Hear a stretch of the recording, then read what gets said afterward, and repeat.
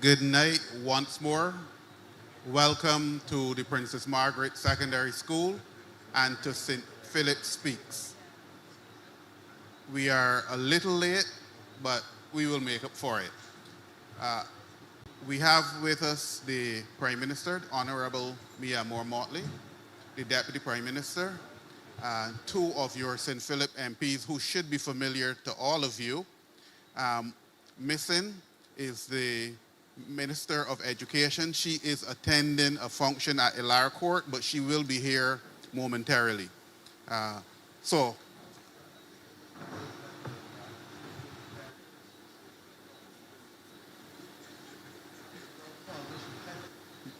okay, I'll take the advice of the directions of the Prime Minister. The Minister of Education is attending a reception for visiting principals who are here attending the Caribbean Association of Principals of Public Secondary Schools Biennial Conference. They had an official opening this morning, and there is a reception this evening at Ilar Court. So once she's given her introductions there, she will head here to be with you and to take care of constituency matters. So I apologize for her late arrival. I think that makes it a little more contextual. Correct?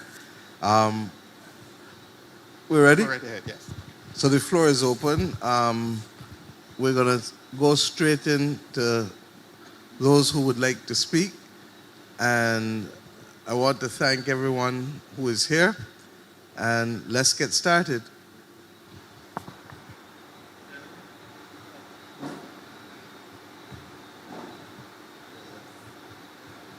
Good night to everyone. I am here speaking on the behalf of my house. My house. Give us your name and address so we can. My name is Irvin Lowe. Sorry? Irvin Lowe. What is that,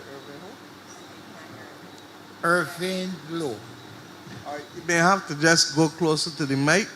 The Minister McCartney is here, so we just gave an excuse for you. Thank you.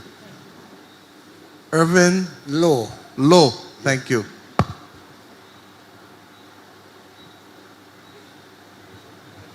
Now, my house was being hit by the hurricane. There's houses in the district that was never being struck.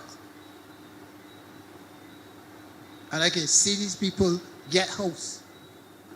And mine that was struck by the hurricane can't be done.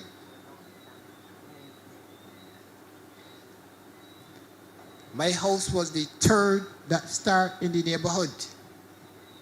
Until today, my house cannot be complete. Okay, where do you live, Mr. Lowe? Brayton Village, St. Philip. Okay. I don't need you to put any more of your business out there. There should be someone from the RDC or NHC here. Mr. Morris, where are they? So that Mr. Lowe can go and... Mr. Lowe, if Yes. you can...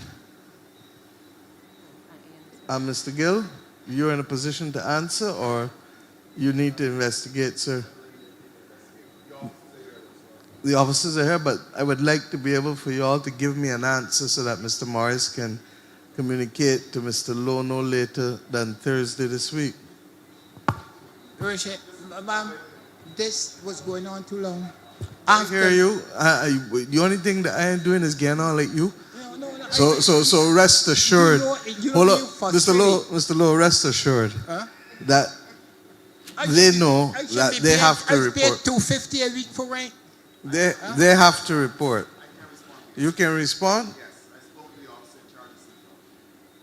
Okay, but is this a matter that we want to respond in public about Mr. Lowe's business, or would you like to respond to him personally? Thank you. Lord bless you. So, Mr. Lowe, go there to the gentleman, the general manager of National Housing, and Mr. Morris will report back to me while I am here at this top table. All right? The Lord bless you. And I apologize on behalf of government for you having to wait that long. I agree, and I like that too. That's why we do these meetings. Thank you. There's a family, one big family called Barbados. Who's next?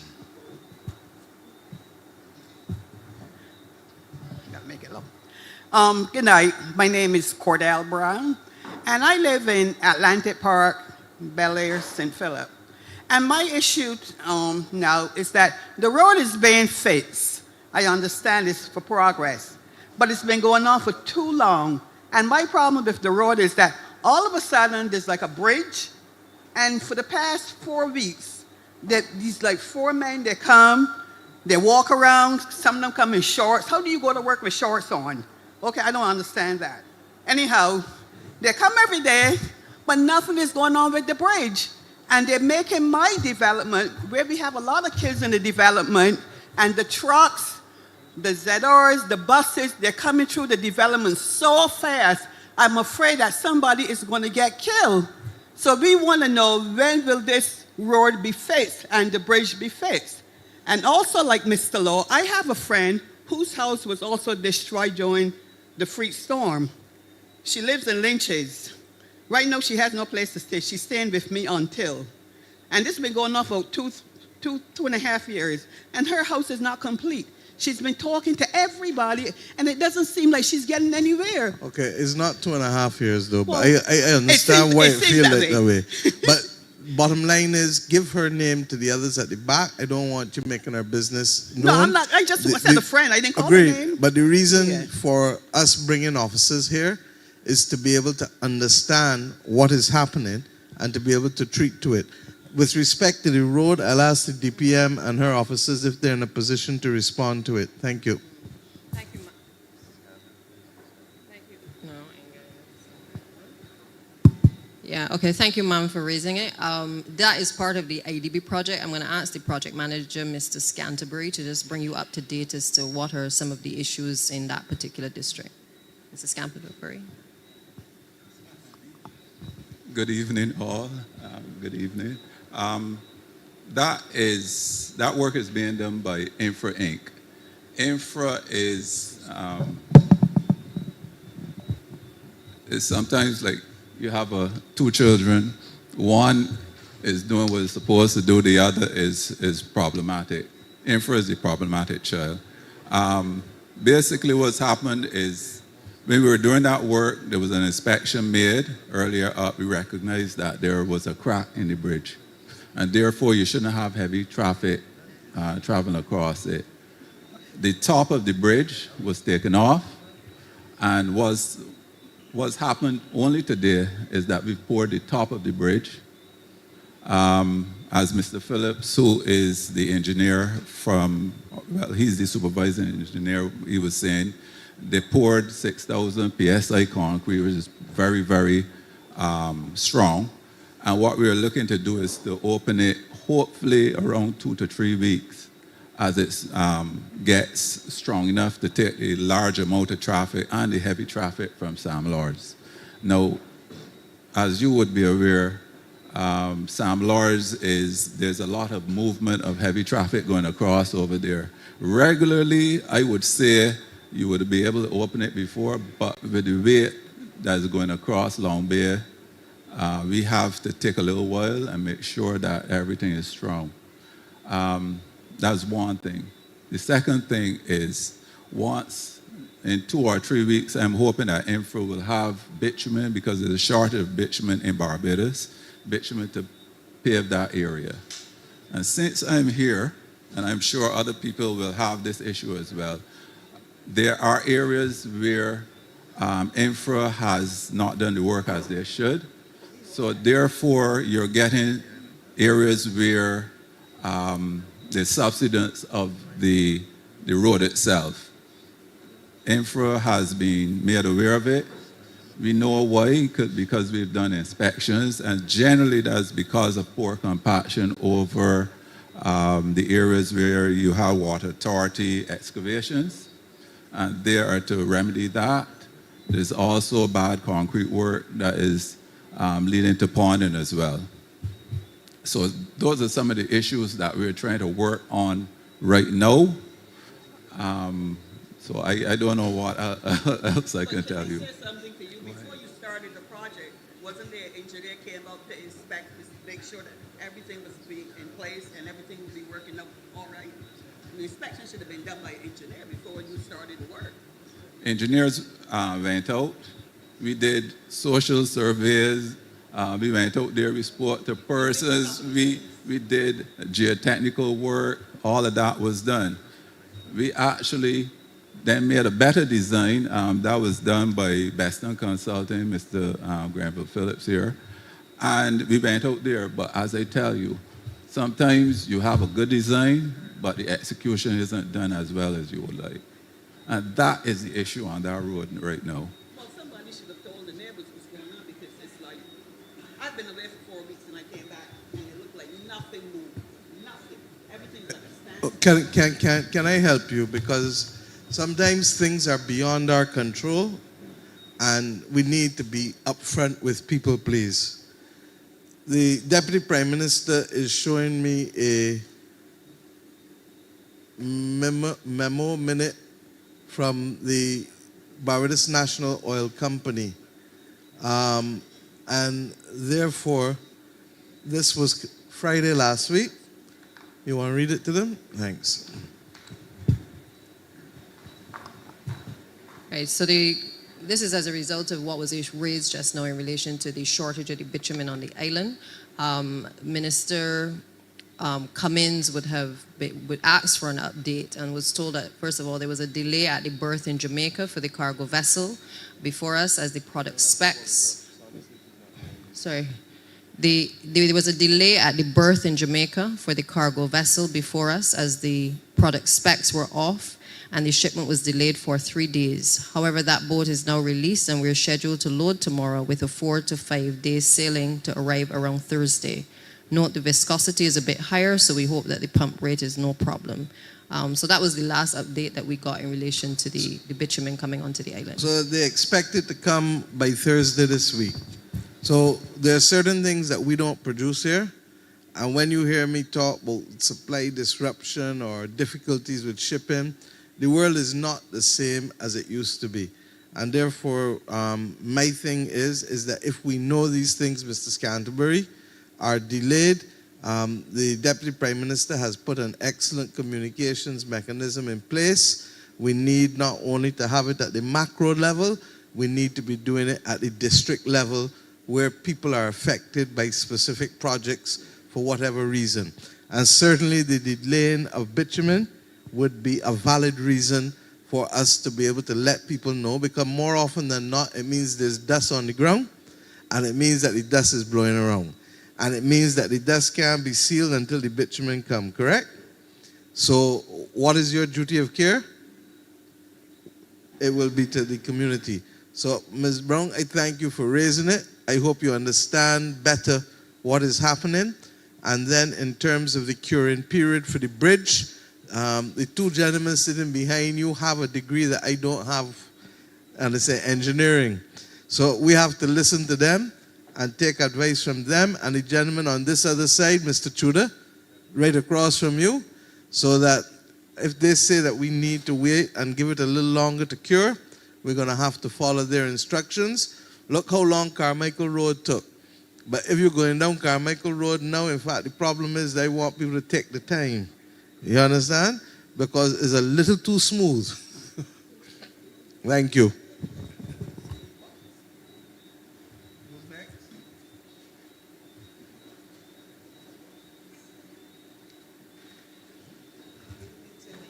Well, my name is Joan Atherley, and I lived in Old Barry Terrace in Philip.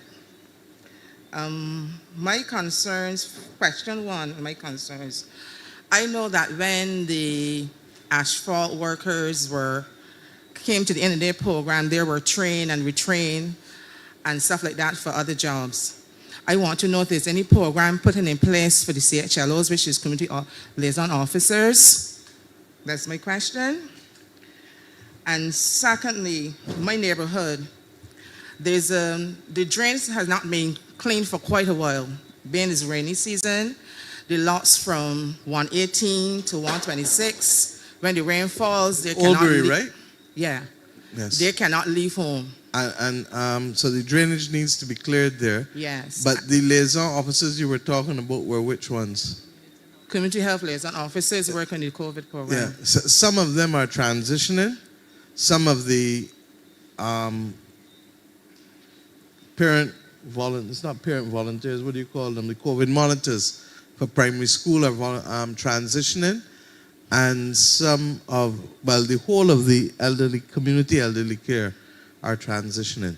So I would suggest that you look and see. I'm not sure how many we are taking. I don't want to talk off the top of my head, but Mr. Morris can give you that answer by tomorrow with respect to the community health liaison. But because there were shortages in the environmental health, a number of persons are transitioning into there.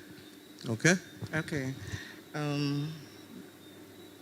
My concern, back to the Old Berry Terrace, about the drainage, and there's a lot, it could be 90, lot number 90, that is right in the corner, that there was a for sale sign posted, and I had called the number to ask the owner to clean it. And after a week or so, the sign came down and she did not answer the phone. And when you come, it's very dark. People have to take the bus. The people from Harlington and St. Martin's who take the bus, St. Patrick bus, has to pass in that corner, and it's very dark.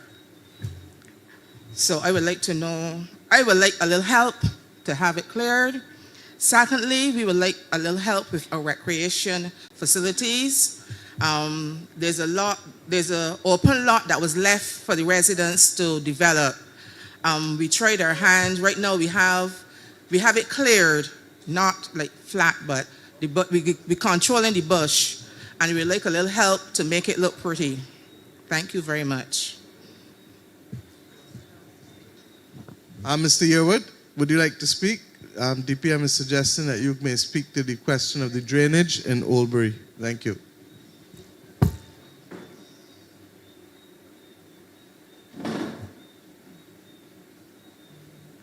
Good night, all. Where the question speaks to the maintenance of drainage in the area, and we've had the contract workers who finished earlier this year, and we've requested additional, bringing back on some of them to carry out works because we have a shortfall of labor in that area for drainage maintenance. I'm not sure that's what it is, Mr. Yearwood. And secondly, I believe that each depot has workers that are not necessarily being fully applied because you don't have a full complement of equipment every day. So the question is, can we move around the workers in order to be able to meet the needs without necessarily limiting them to the specific depot that they're working in? And I think that is one of the things that the DPM and others and the CTO will need to sit down with you guys and work out. Because even though you have 13 depots, equipment is not always available for some reason. You work a piece of equipment yesterday, today, tomorrow it breaks down. Yeah. What happens to those workers then? Can we redeploy those workers to another depot elsewhere in the country? Because the country is still only 166 square miles and they don't have far to travel. Yeah. So I think these are some of the things that we need to be able to see a different approach on in order to be able, and everybody is conscious about the drainage, largely because we are getting unusual weather patterns. Yeah. The second thing is the AG has indicated to me that we will probably have over the summer to be able to complete the legislation. There is a draft, correct, AG? Mm-hmm. There is a draft with respect to that matter. Where's Ms. Atherley? Where's she gone? Right, yes, ma'am. But those people who have their lots overgrown and that are not cleaning them, we have been waiting for the legislation for some time, but as you all know, we're also doing a lot of legislation with a lot less people who are equipped to do drafting.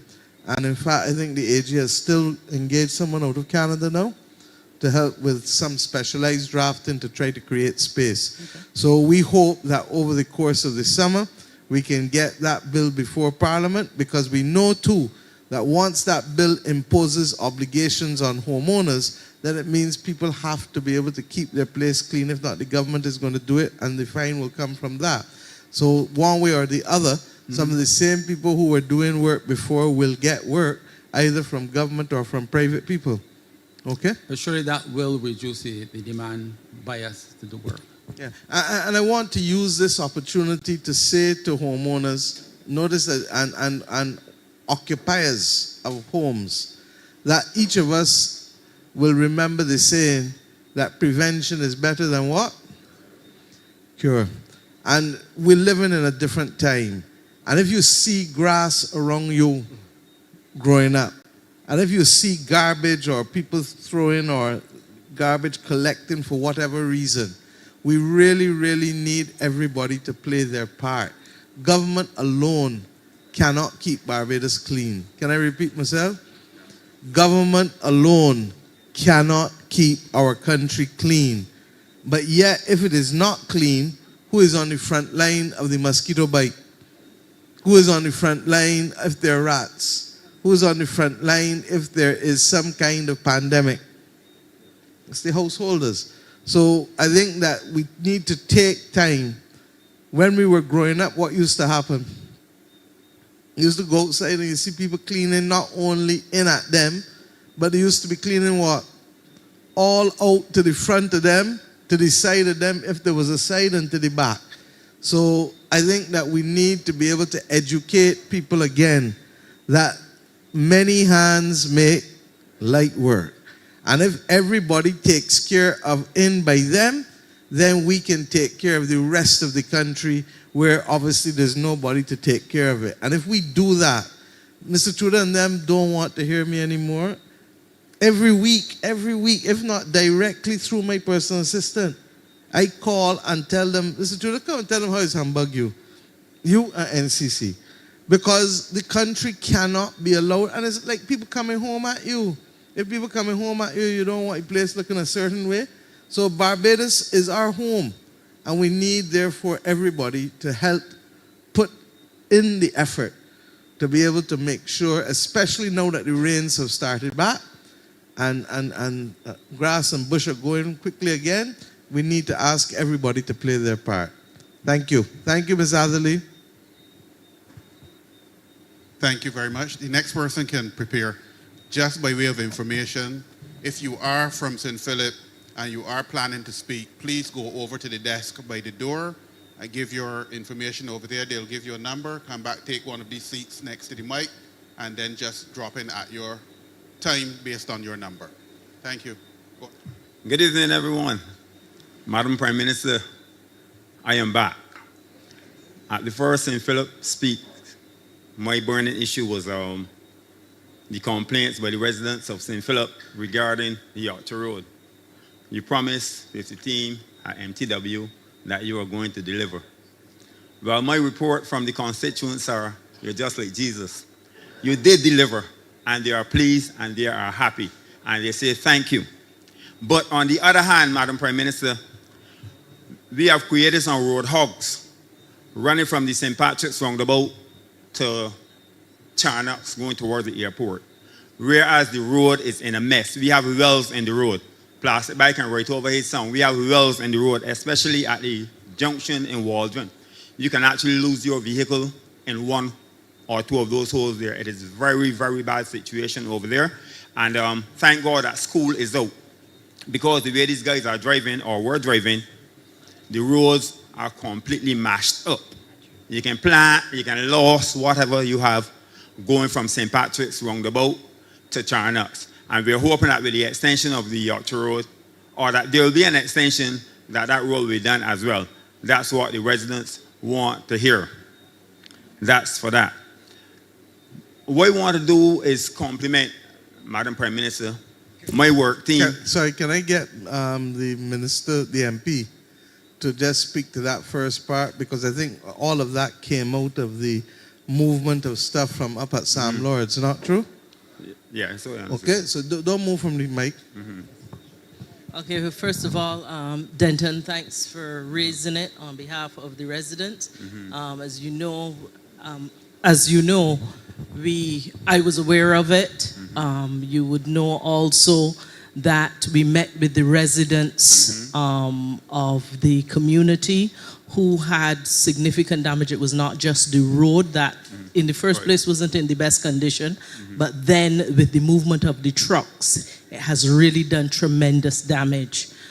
In addition to the damage that was done to the electrical, the wiring, and the floor lines and stuff, with trucks popping down the lines as they went along. We not only met with the residents, we have also brought out the public relations person who has responsibility for the Barbados Tourism Investment Inc., who also met with the residents. And just last Saturday gone, the chairman of Barbados Tourism Investment Inc. also went into the area, saw the roads, and also spoke with some of the residents. What is planned is that the government, of course, in collaboration with BTII, will have to look at the situation. I will leave the relevant ministers in charge to speak to that. But we are aware of what needs to be done. We have sent videos, we've sent photographs. Some of the residents who had some damage to property have already submitted their requests for reimbursement, and there are others being coordinated by our constituency office for the other submissions that have to be addressed. So yes, we are aware. We have started to address the matter. It is now just a matter of working with the necessary government agencies and partners to make sure that we bring a solution. Okay, thank you, Minister McConney. And it is good that while I'm out there, we are running into each other so often. Just a minute, Denton. I don't know if Ms. Haig wants to add in a little more detail beyond what the minister has asked them to do, because she's been working on it day to day before and since Saturday. I don't know that she can reach up there. That's all right. That's all right. Good night, everybody. Pull it down for her, Denton. Fix the thing, man. Thank you. Happens when you're vertically challenged. Good night, everybody. First of all, let me apologize to the residents for what they had to endure for the couple of weeks that we had to complete Sam Lords. It was a catch-22. You needed to get it removed, but you also wanted people to proceed with caution. And thank God now we have reduced the amount of trucks. We're more or less finished.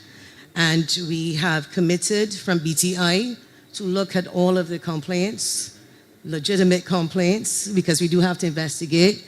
I sent a message to the minister if we should proceed, because we were waiting to compile all of them, and she had asked me to proceed, where there is going to be a level of compensation given. And I say that not in a wide way, but there were some times where, for example, some electrical work had to be done as a result of the truck pulling the, as you know, the electricity cord down, pulling down the meter, damaging wires that were connected onto the house, and certainly we want to rectify that. And the roads, we know that they were traveling on the roads at a speed, but we also know it's a quarry in that area, so they're familiar with the trucks. What happened was obviously there was an increase in movement that further deteriorated the road. So I'm with you with the repair of that road at some point, because it's many years that it's been like that, and hopefully it will be done at some point. But in the meantime, we're also looking at a sidewalk. We spoke with Minister for the school. Before even the trucks came, the school needed a sidewalk. So because of the situation, and I'm one to turn the frown upside down and see what good can come out of the bad, and at least I know we're having some discussions at BTI regarding the sidewalk, so our children can be safe, your children can be safe at the Gordon Walters School. Thank you so much. Thank you, and let's hope we can get this done and add value back to the community, please. Continue, sir. Thank you. Well, I can report back to the residents that something will be done. And once the Prime Minister says it will be done, we rest assured that it will be done. But before I move off, I also want to take this time to give compliments to my work team at Six Souls. They are doing a tremendous job with what little they have. I am not in St. Philip anymore, but regardless, I'm still a part of MTW and I love my job. Back then, we were the laughing stock, or we were the laughing ministry, whereas MTW meant Monday, Tuesday, Wednesday, men, thief, and wages, and all kinds of things. But now I can say with the good work that is being done in Six Souls by my good friend Thomas, Ingrid Bullen, and Mr. Franklin, MTW can change the name. We can hold our head high. We are no longer taking insults with those kind of foolish abbreviations. For me now, MTW is basically miraculously transforming wherever because these guys are doing a tremendous job, and I'm so proud. In my 27th year, I'm so proud to be a part of MTW now, and I can boast about it. Mr. PS, we are doing a good job in St. Philip. But the guys, not because y'all moved me out, but I'll be back regardless. And that's all for now. Thank you. Miraculously transforming wherever. Mr. Chuda, I hope you heard it. Who's next? Good night. Okay, thank you. Good night, everyone. My name is Aisha Jones. The last time I was here, which was July 2022, I came very nervously to ask for the assistance of the Prime Minister and her team for not MTW, Town and Country Planning. Remind me where you live again? Lombe St. Lombe. Philip is where the issue was. However, the same way I came last year to ask a favor or make a complaint, I found it very necessary to come from St. Thomas to be here tonight to say a huge thank you to you, Madam Prime Minister, Mr. Duguid and your team at Town and Country Planning, Mr. Indar Weir, my MP, and Mr. Morris. You know I'm about to stop here because I stop everybody else from talking from outside the parish. So I would suggest. I am a born and bred. I hear you, but you're living outside now. Only for a year. That's the point. So I will thank you for taking your seat. But I'm sure that Mr. Dugan, Mr. Morris, and all the rest love the fact that you got in your car and came up here. No. Thank I found you. it necessary. No, and thank you. I also want Lord to bless say you. to Mr. Morris, I nagged him for a year, and he was very patient, so I wanted to say a special thank you to him. Thank you.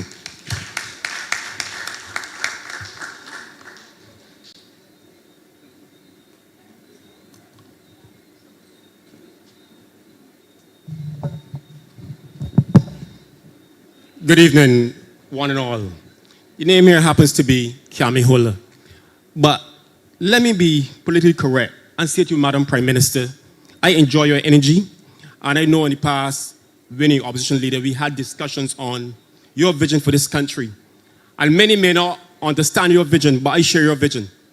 Now, since 2013, I've been trying to get some street lighting for a place called Pussum Bridge.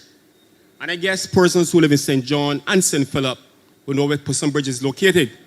However, Rolling Hills came afterwards and have street lights. Where is it, Cami? Pussum Bridge. Where is it?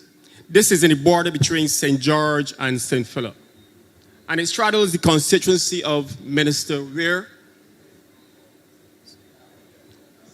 St. John. Right. Okay, but you have constituency passing through there. And I am hoping that something can happen now because I know, Madam Prime Minister, you're a person of action. You don't play. Just street lights? Street lights, yes. Okay, you have the poll numbers? No, I can get that for you. Can you get the poll numbers, please, and let them... Is it Minister Brown or Minister Weir's constituency? St. Philip West? Yeah. Okay. It's on the border. So if you can get the poll numbers to Minister McConney tomorrow, we will get them and send them in. We will do. Okay. Okay? Lord bless you. But I know that's not all you come to talk about. I'm going to be nice tonight. I like to be nice. Okay. It's been 2018 since you were given a mandate. And I believe that all politics should be a thing of the past. I also believe that the days of persons coming and begging politicians for a street light, groceries, or bus fare should be a thing of the past.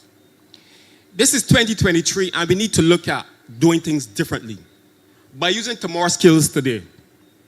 The time is right where there should be a devolution of authority, where practitioners within each community, be it the skilled persons with brain power, persons who are well connected within their community, can come together and with the assistance of government, form non-aligned movements or think tanks, where issues of poverty, crime, as well as there's a next social ill, NCDs, can be treated by those persons with various skills within our community. And all it needs is the support of government. I am not hearing anything from this government as it relates to such programs that are at community level where these movements are non-aligned, one, and two, they will seek to empower and use the best brain in each community. Thank you. Don't move, Cami. We are, as I said, part and parcel of our big blockage is legislative drafting. We have the Thorne Commission, which has recommended people's assemblies. And the truth is that's where we want to go. Okay. But we have to frame the legislation for it. And we hope that it will also be included. I have now to meet with the Constitutional Review Commission. They've met with people all over the country and in the diaspora. And I deliberately have asked to go to the back end so that I don't influence others. I want to hear what the population is saying.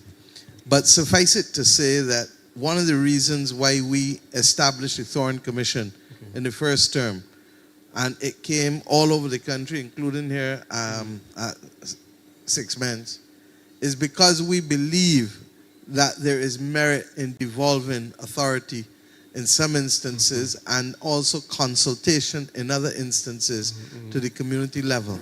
And that everything cannot rise and fall on an MP. Agree. Everything cannot rise and fall on a ministry. You just heard me make the point that keeping Barbados clean is not about the government keeping Barbados clean alone. It is about all of us. And we have the examples, as I keep saying, that when we work together as a nation, we see success. Agree. We did it with COVID, when we worked together in terms of what we have to do in terms of saving the dollar. We saw the success.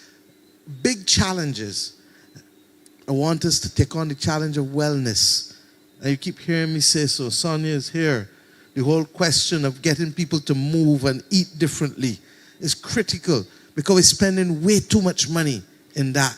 The question, as you said, of street lights and drainage and wells, we want to use technology more. I'm waiting for MTW to submit the proposal with the senior minister for the drone unit, a drone surveillance unit that allows them to be able to better monitor where things are happening rather than having to send human beings in a car to use gas or diesel to go and track something, when in truth and in fact we can monitor and then deploy accordingly. You just heard me speak about the need to be able to redeploy people from a depot. If, for example, for some reason, equipment breaks down all the time, you understand? But there's no sense having men sitting down doing nothing when the equipment has broken down, when they can be redeployed to somewhere else. So I think that how we are trying to re-engineer, I like to call it deconstruct and reconstruct, yes. because we are living in a different time and we need to use the benefits of the technology for good, but we also need to deconstruct the systems and, where necessary, the legislation. The ministry, I happen to be aware, is working on a review of the 1925 Highways Act. In 3 years' time, the Highways Act can be 100 years old. Older than anybody in this room. And with a concept of development that bears no relationship to a modern Barbados. Agree. So we're with you entirely on it. The use of solar lights was supposed to be able to reduce the cost of government for paying electricity to light and power. The lights are there. I'm not necessarily sure that the lights that were chosen are the best in terms of reach, but it is what we have for now, and we'll go on and try to improve as we go forward. Look, I'm not trying to put a gloss on anything because it is what it is. But what I do believe is that we can do better by decentralizing. We had local government in the past. We're not seeking to go back to the local government of the past, but we are seeking to create a role for communities through parish assemblies, and to be able to allow those same parish assemblies to be able to hold especially state-owned enterprises accountable for the services that are being delivered to them, whether it's the SSA or NCC or whoever, okay? Hospital, whoever. Yeah. All right. since you touch on NCDs also, I run a very large medical insurance portfolio. And I'm very concerned from what I'm seeing. One, the amount of persons who are coming out with the NCD. Is there any legislative hindrance that prohibits any medical practitioner from having a pharmacy? I'm wondering. I know of a medical insurance program in Barbados which collects about $6 million in people, over $8 million. And it's not sustainable. So, I don't want to say, but is it right that doctors have pharmacies? I leave that. Let me leave that. What is your concern? A potential conflict of interest? Certainly. And that's a matter that I am not equipped to speak to, but if there is a genuine conflict of interest, then the Ministry of Health has a duty to investigate it. I do want to say that one of the things that we noticed, and we're trying to catch up with it, and COVID put a dent in our efforts to do, is that some of the regulatory aspects of the Ministry of Health have obviously to be beefed up going forward, because the delivery of medicine and the delivery of medical care generally has changed over the decades. Sonia, I'm not sure if you're in a position to answer whether there are issues there or not, but if not, yeah, we will go on. It's concerned to the insurance companies because when you have... But if it is concerning insurance companies know how to find the Ministry of Finance very fast. And I find it unusual that they haven't. But the medical insurance field, so that's why. As the AG is also saying, they may be able to audit as well. Hold on a minute. I'm out of my depth, PM. But certainly from a point of view of being familiar with regulatory agencies, I take it you are suggesting that doctors may be prescribing medication in such a way as to inflate the profit of the pharmacy that they own. Such motives. Huh? I cannot impute such motives. But unless I know what you're talking about, you're putting me to guess. But Let's if there's potential for it, and obviously the government would not allow, we certainly wouldn't want to allow rapacious conduct on the part of any professional. There's no law stopping a doctor from owning a pharmacist. There's a law which says that a doctor can only prescribe medication, he can only dispense medication to his client at the time, I think. I checked, to his patient, yes, I checked the pharmacy out for that recently. If there is an issue and the insurance companies are concerned that they are paying out more than they should, I am sure that a mechanism can be put in place to audit, because the cost of medication is fairly standard. If it comes from the drug service, there's no difference in cost, right? So in which case it shouldn't matter who you buy the medication from. It would have to be non-drug service medications. And so I leave it to you, Sonia. At this point, I am about to drown, so let me let you do the rest. Sir, it's not that simple. Let me also put a pause on it. Look, we have to have a presumption of regularity and a presumption of good faith. True that. And therefore, I can't entertain the conversation without evidence. Yeah. If there is clear evidence, then you need to bring it forward. And as I said, I'm a little surprised because insurance companies know how to find the Ministry of Finance very fast on matters that affect their bottom line. So the fact that they haven't yet come says something to me.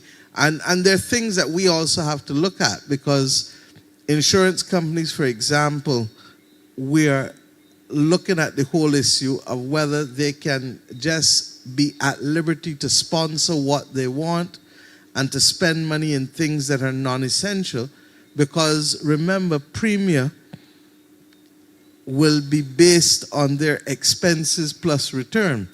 And there are some jurisdictions that I've been looking into that have placed a cap on what they can spend on non-essential expenditure and how they can recover it. So you can recover it out of your profits, but you can't recover it out of your expenses and to build up the expenses to be able to then charge the client larger premiums than you would otherwise do. So we'll investigate it We'll have a discussion. quietly, but I'm not Yeah, sure quietly. that there is a legitimate case that any evidence has been brought to suggest that we rebut the presumption of regularity and the presumption of good faith. Okay, thank you. Thank you.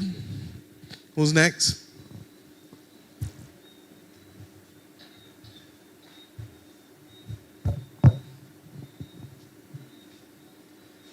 Good night, everyone. Hey.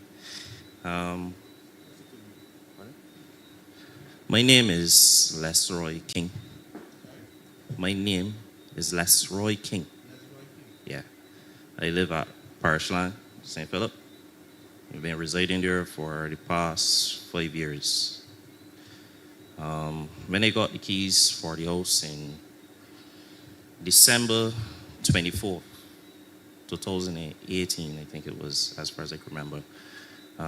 There were a number of issues that I realized being in the house after 2 months.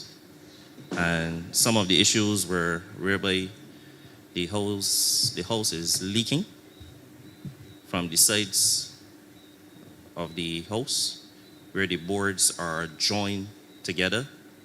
I'm really not a person that knows about construction that type of way, but from what I've been from being told from the contractor that is supposed to do the repairs, he explained it to me. The contractor that is supposed to do the repairs, right? I've made numerous complaints to National Housing Corporation. I've wrote 2 letters, if I can remember, sent photos, even showed a video of what I have to endure every single time there is rain falling, especially the last set of rainfall we had last month when they had we were called the freak storm. I just got to be putting down a lot of like clothes and things to stop the water from coming in. Mr. Gill, please. Mr. King, if you can meet with the general manager of the NHC, and if we can have the NHC give us a report, and not just on Mr. King's house. Because if my memory serves me correctly, this is the second person that I'm hearing with this complaint. And to my certain knowledge, those houses were shut up for a number of years. Which I understand. Before they were allocated. And that's the danger of, similarly at Constant, same thing. There was another area in St. George South that was shut up too for a while. Not as long as this, but also shut up. And River and Parish Land. Not River, Parish Land in St. Philip. So we really do need Mr. Gill to find out, not just, and please deal with Mr. King, but give us a general report as to what has transpired. I know that there was a heavy discount on the properties, but by the same token, the discount was supposed to have facilitated rehabilitation from the state in which it was at. Not true? So please, Mr. King, thank you for coming, and I apologize once again that you have had to endure that, and we will see what has to be done in order to make sure that the leaks don't come in, sir. Thank you.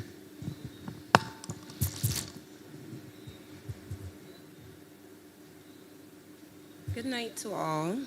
My name is Olivia Weeks. I live in Sunrise Drive, Rice, St. Philip.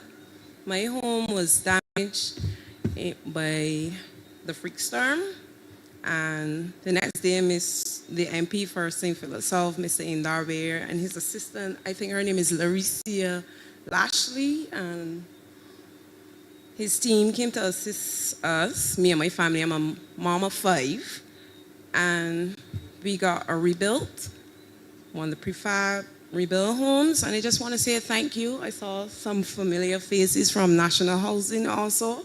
The guy over there in green that came to our assistance and stuff. So I just want to say a huge thanks from my entire household. You're most welcome, my dear. Thank you. Thank you, huh?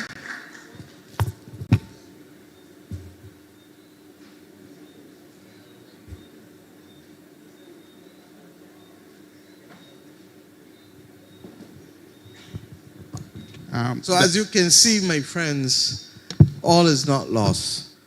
We are doing our best. It's not perfection. But these sessions help us to engage and to be able to see where we can do better all the time. I'm told that somebody believes that these sessions are PR sessions. They're not. They're to listen to you. And the only way I would know about the problems still persisting at River is when you talk. And the only way I would know the extent and scale, although the minister and the MP did tell us, but to hear it from you directly is a different story, Denton, with respect to the damage done as a result of the movement of stuff from Sam Lords. I don't want to speak, because I use this as an opportunity to speak with the country and people as well too. The bottom line is that if we take a job, we have a duty of care. And the duty of care also is, there are two, it isn't only to lawyers and doctors and engineers, it's to anybody who doing a job for somebody. If you hire somebody to cook, you expect them to cook to time and to the specs that you ask them to cook for if you're having a functional home at you, not true?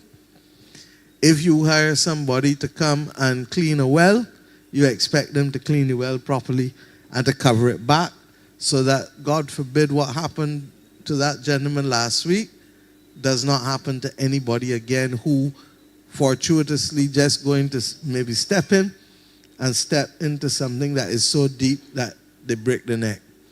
If you are hired to do a job as a trucker, you can't be running down the road so hard, especially when you see cables overhead that you are likely to tear down. Because when you tear it down, you don't know what you are doing when you take electricity from that house. Suppose the person is on a ventilator. Suppose the person is on some kind of, what do you call the machine for asthma? Nebulizer. Suppose the person is in the middle of finishing something that is critical to their job and they miss the deadline. We have to assume that we have to look out for each other. And all I want from this country, truly, truly, is for us to be more caring and compassionate of each other. Among the other things that we do, yes, you feel that way about your family most of the time, but you have to go beyond the family and beyond your obligation to work and to recognize that there has to be that broader outlook. So I think there are a couple of things that we need to start talking about and speaking with each other that we can do better. A contractor who is a serious contractor don't want to be lumped with somebody who just taking people money for the sake of it, do they? Do they? There are too many instances of people who have given money out not to get back anything, and then they don't have any more money to give, and their circumstances are in a bad way. In St. Philip, you carried me to houses where the cracks, Minister, where the cracks in the house clearly are as a result of the wall house not being built properly. Now that family has then to go and look for what? Money to either knock down the wall, knock down the house. And who says that they can go and get a mortgage, especially if they're over the age of what the bank will consider reasonable to lend people money? And I want us in this country, parish by parish, community by community, to start to recognize that sometimes we have to just take time and see what we're doing, if we're doing it the right way, and if we're doing it in a way that will not harm others. It is too simple a matter. I'm complaining all the time, and I've asked them to come with a solution.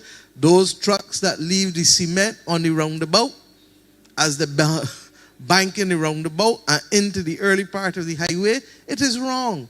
Government can't be spending taxpayers' money to go and fix roads, and then in 2-2s, the road full of cement up again. And we have to find ways, even if it means putting cameras at the roundabouts, in order to be able to see who is it that is causing this injustice and causing the government to have to spend money 2, 3, 4, and 5 times when they shouldn't. So I'm asking us, this isn't about quarreling, this isn't about nothing, this is about reasoning. We can do better. And if we can do better, it means that we can spend the money on the other things that we really want to spend the money on that will make a difference to people's lives, especially those who can't help themselves. Who's next? We're done? Oh, we have an early night tonight. Lord bless us. We have one more presentation. It's obviously because there's crop over. One more presentation, Prime Minister. Where is it? This is your presentation. Can we please have it as usual? Thank you. And I'd like to encourage other ministries like housing to take up the example being set by MTW and also be in a position to address issues of lands and housing in areas, in parishes, so that people can see what is happening with their money when the day comes. Thank you.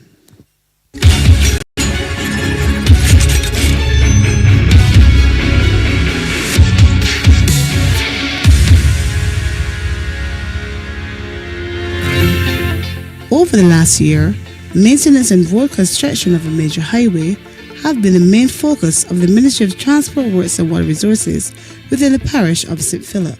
The 6 Roads Depot is responsible for the parish, which is divided into 3 sections. In the last 6 months of 2022, the depot conducted a major project with the assistance of the workers of the National Cleanup Program. Mainly we were into the pothole patching, since we had a lot of potholes because of the rain, the heavy rains and heavy equipment damaging the roads. Then along with that, we were also dealing with the ash workers. Having ash workers at the depot was a great help. We utilize their services and not just debushing and cleaning drains, but also painting bus stops, stop signs, and crossings at schools and head walls. Along with painting, the MTWW team also repaired head walls in Lowlands and Spencers. Repairs were also done to manholes in Leadville and Jada Circle. The NTW staff, the maintenance staff, they did the repairs on the actual head walls. And then we got the ash workers to come along and paint them. So as a one complete unit, so when the head wall is done, it will be painted the same time. As part of the Inter-American Development Bank funded road rehabilitation and the improving connectivity of road infrastructure projects, the ministry's contractor Infra Inc. rehabilitated the road from Bel Air to Sam Lars Castle. During the course of the year, we had several, 2 projects mainly that were completed. We had the Searles, the St. Patrick's to 6 Roads roundabout that will have been paved and completed. And recently we had the one from the Crane roundabout to Sam Lars Castle.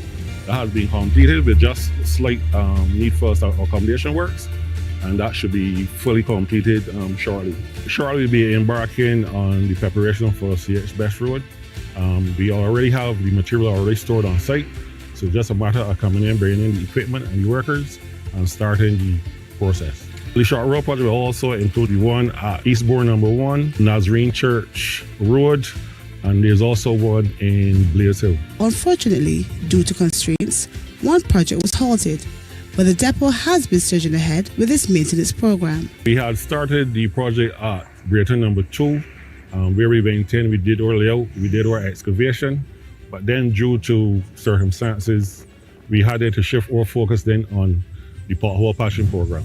So that was put on hold for the time being until it could be resumed. With the maintenance program, we were mainly focused on the pothole patching, the weeding in the district, changing of manhole covers, changing of well covers, replacing well covers that were never there or broken, and also focus on the drainage aspect, where we brought in workers to clean the drains, clean the manholes and what's not.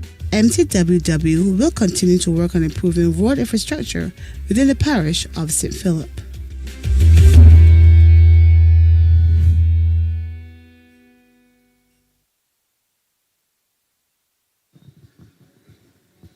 Thank you very much. Prime Minister.